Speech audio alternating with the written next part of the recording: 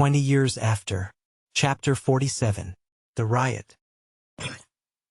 It was about 11 o'clock at night. Gandhi had not walked 100 steps ere he perceived the strange change which had been made in the streets of Paris. The whole city seemed peopled with fantastic beings. Silent shadows were seen unpaving the streets and others dragging and upsetting great wagons, whilst others again dug ditches large enough to engulf whole regiments of horsemen. These active beings flitted here and there like so many demons completing some unknown labor. These were the beggars of the Court of Miracles, the agents of the giver of holy water in the square of St. Eustache, preparing barricades for the morrow. Gandhi gazed on these deeds of darkness, on these nocturnal laborers with a kind of fear. He asked himself, if, after having called forth these foul creatures from their dens, he should have the power of making them retire again.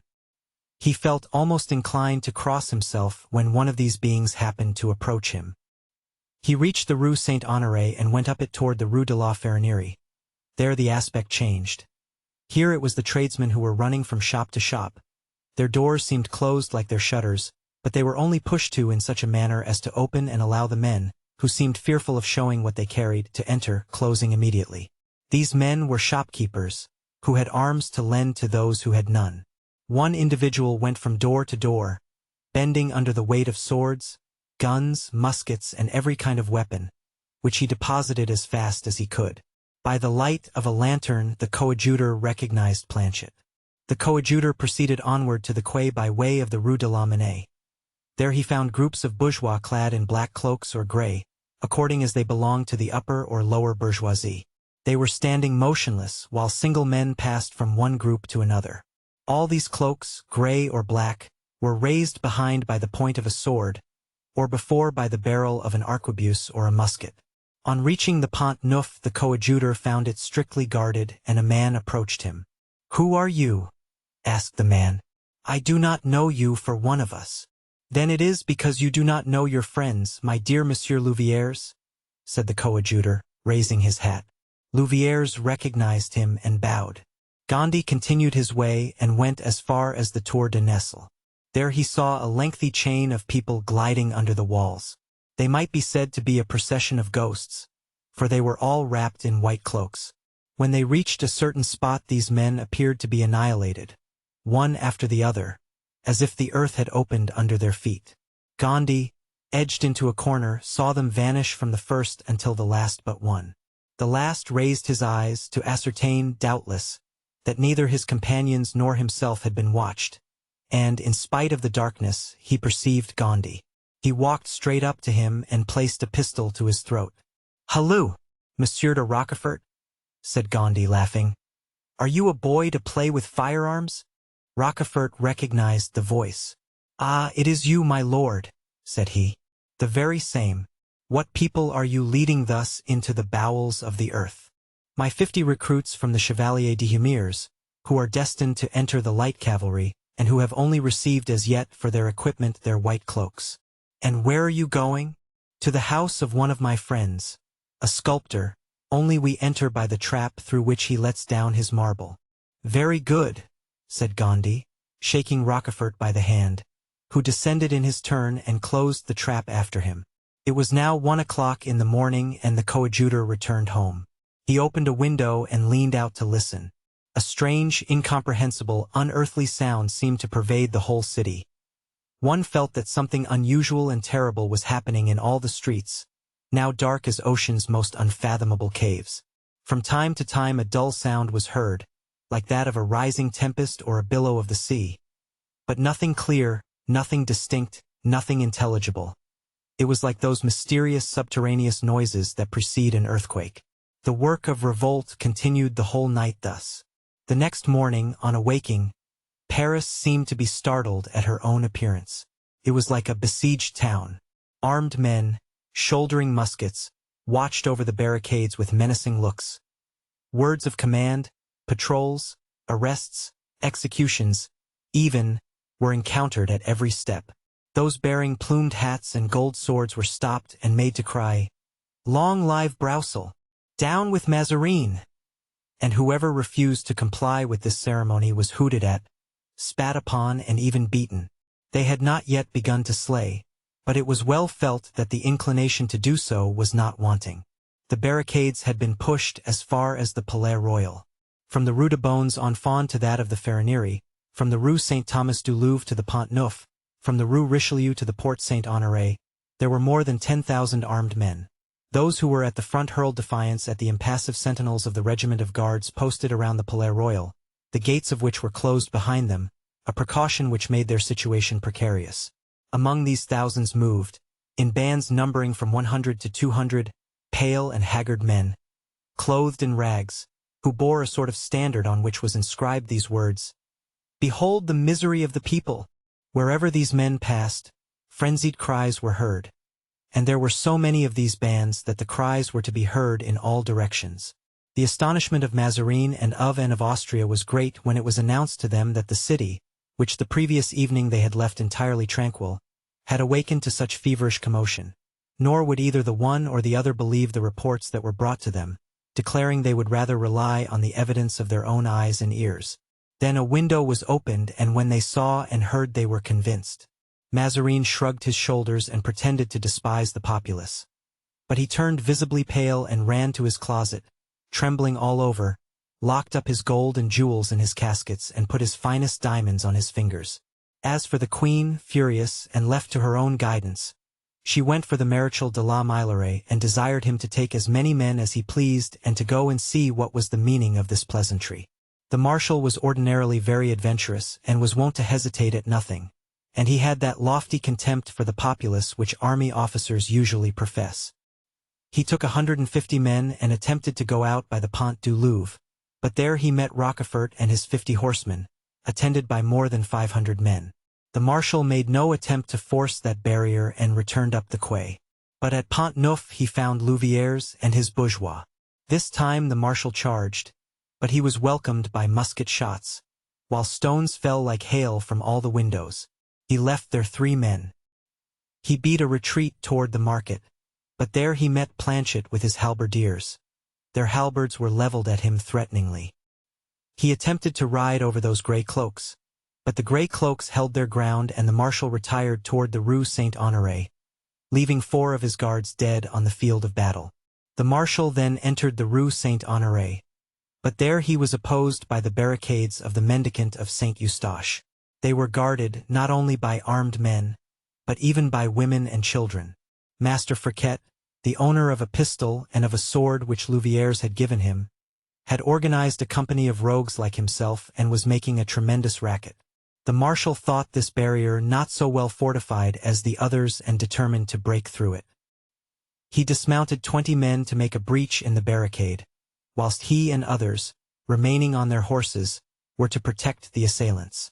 The 20 men marched straight toward the barrier, but from behind the beams, from among the wagon wheels and from the heights of the rocks a terrible fusillade burst forth, and at the same time Planchet's halberdiers appeared at the corner of the Cemetery of the Innocents, and Louviers's bourgeois at the corner of the Rue de la Monnaie.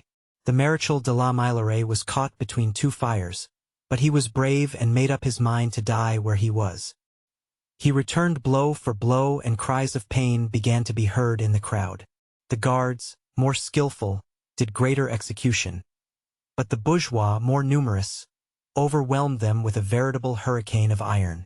Men fell around him as they had fallen at Rocroi or at Lerida.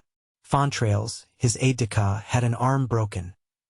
His horse had received a bullet in his neck and he had difficulty in controlling him, maddened by pain. In short, he had reached that supreme moment when the bravest feel a shudder in their veins, when suddenly, in the direction of the Rue de l'Arbre, the crowd opened, crying, "Long live the coadjutor!" And Gondy, in surplice and cloak, appeared, moving tranquilly in the midst of the fusillade and bestowing his benedictions to the right and left, as undisturbed as if he were leading a procession of the Fête Dieu. All fell to their knees. The marshal recognized him and hastened to meet him. "Get me out of this, in heaven's name," he said, "or I shall leave my carcass here and those of all my men." A great tumult arose, in the midst of which even the noise of thunder could not have been heard. Gondy raised his hand and demanded silence. All were still. "My children," he said, "this is the Marechal de la Meilleraie, as to whose intentions you have been deceived and who pledges himself, on returning to the Louvre, to demand of the Queen in your name our Brousel's release. You pledge yourself to that, Marshal? Added Gondy, turning to La Meilleraie. Morbleu! Cried the latter. I should say that I do pledge myself to it. I had no hope of getting off so easily. He gives you his word of honor, said Gondy. The Marshal raised his hand in token of assent. Long live the coadjutor, cried the crowd. Some voices even added, Long live the Marshal! But all took up the cry in chorus, Down with Mazarin! The crowd gave place, the barricade was opened, and the Marshal, with the remnant of his company, retreated, preceded by Friquet and his bandits, some of them making a presence of beating drums and others imitating the sound of the trumpet. It was almost a triumphal procession. Only, behind the guards the barricades were closed again. The Marshal bit his fingers.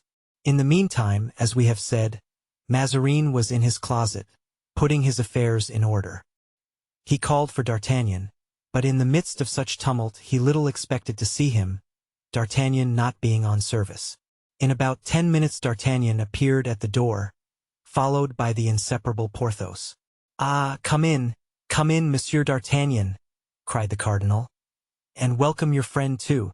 But what is going on in this accursed Paris? What is going on, my lord?